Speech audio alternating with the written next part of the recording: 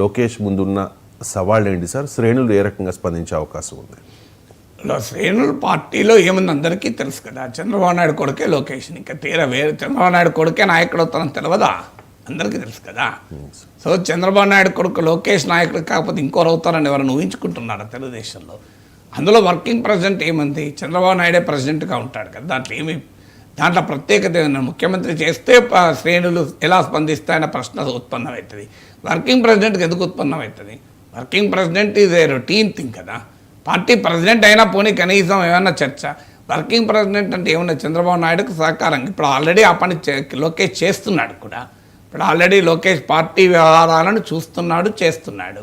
ఇప్పుడు అది ఫార్మలైజ్ అవుతుంది అంతే. వర్కింగ్ ప్రెసిడెంట్గా ఆయన కొత్తగా చేసేది ఏముంటుంది? తెలుగుదేశంలో లోకేష్ నాయకత్వాన్ని ఎవరైనా వ్యతిరేకిస్తారనుకుంటే అది పొరపాటే. రకరకాల ప్రశ్నలు, అనుమానాలు, అపోహలు ఉండవచ్చు, ఉంటుంది కూడా. దానికి ఏమీ మనం తప్పుపట్టాల్సిన అవసరం కూడా లేదు. ఎందుకంటే చంద్రబాబు నాయుడుకు లోకేష్కు మధ్య